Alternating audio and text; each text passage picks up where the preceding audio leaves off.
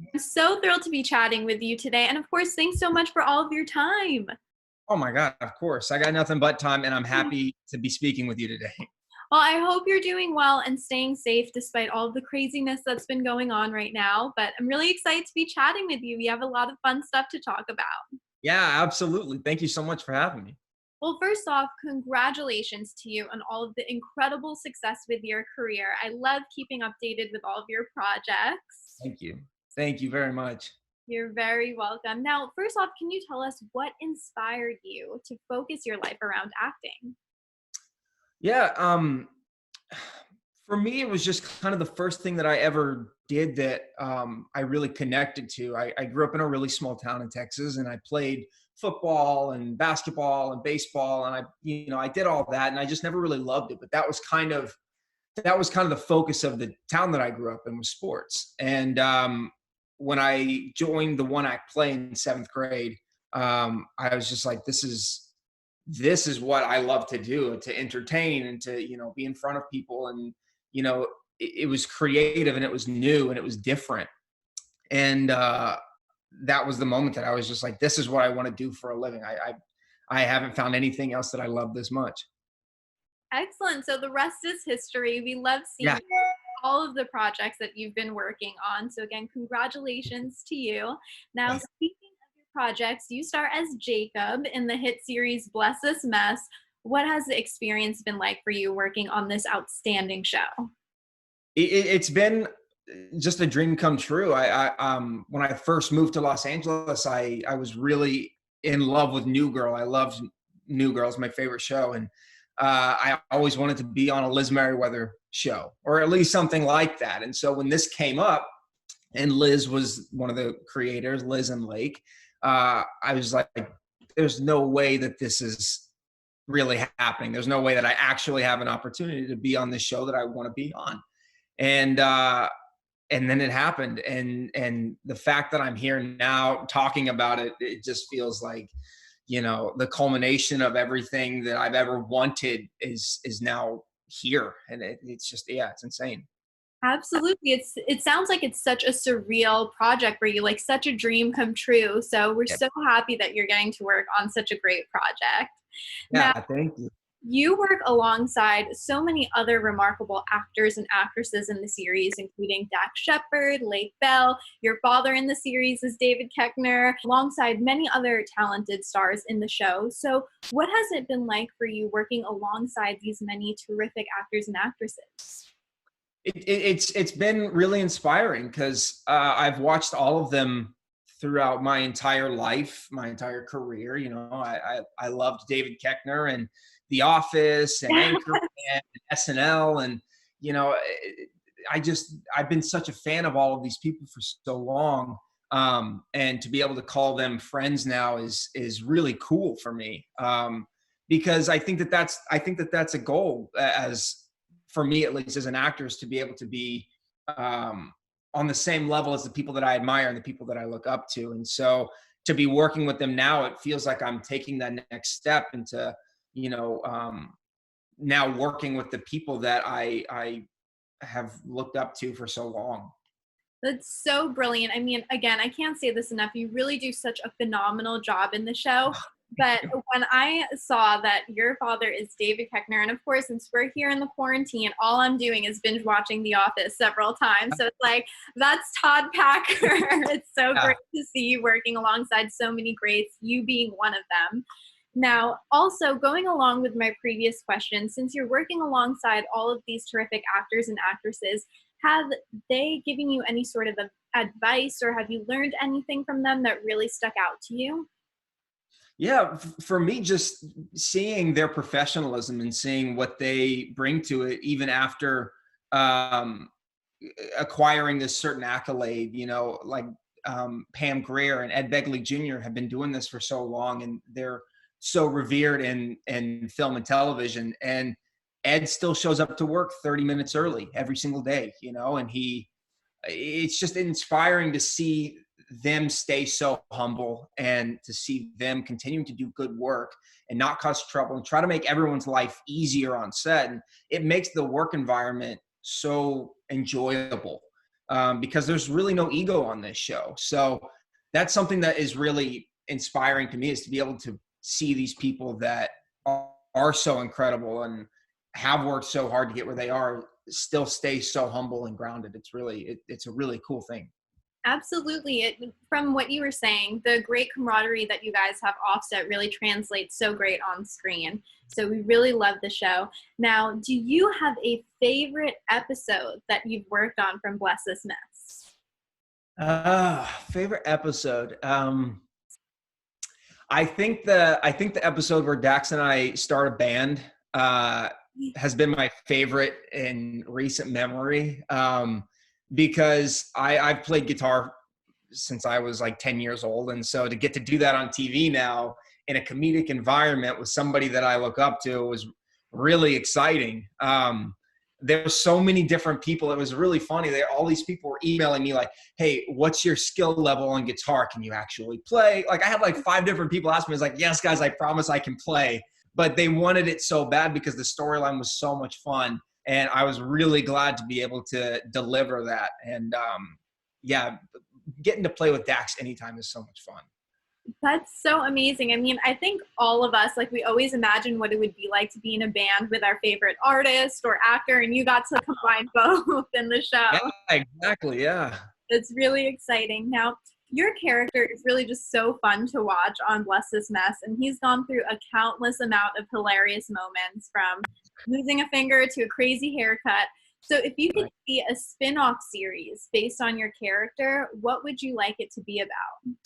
Oh, man. I think that it would be really fun to see a spin-off series of just the Bowmans.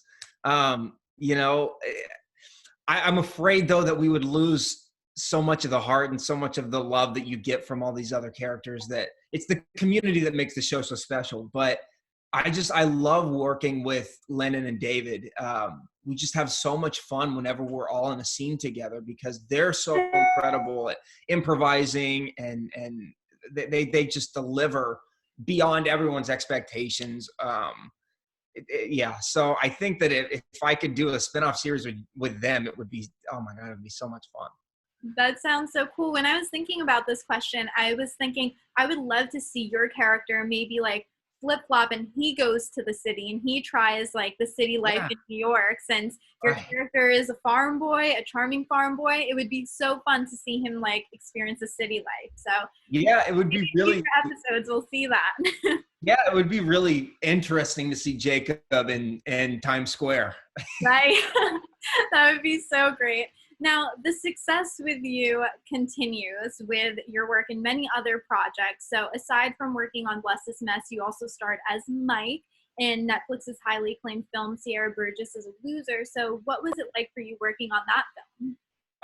That was the first Netflix project that I did. And that was kind of in the time when Netflix was really starting to come out with a lot of incredible original content. So when we filmed that, we didn't know that we were going to be a Netflix movie. So when we got word that it had been picked up and bought by Netflix, everybody was so excited, because it's just they build a family there at Netflix, and to be a part of that now was really, really cool. But that movie itself was really fun for me, because I was a smaller character in that I got to just kind of play, and our director and our writer were really wonderful in letting me just kind of play with that character, because he was so just kind of like, he wasn't involved in any clique. He was just kind of there all the time. Like he was always just in the background doing something stupid. Yeah, so it was fun to be able to explore that character and see like, oh, what would Mike do in biology class, or what would he do in this party? And then like, he's on the debate team. It's like, is this guy a slacker or is he an overachiever? I don't, it's real fun. It definitely sounds like such a great character to play. You really were able to like tap into it and explore how to portray him. So that's fun. Yeah. Now, also moving on to another one of your many great Netflix projects, Malibu Rescue. What was your favorite part about working on that project? I think my favorite part about Malibu Rescue was getting to go to work every day and work with Scott Thomas and Jed Elenoff, the writers and the creators. I had worked with them previously on a show called Best Friends Whenever.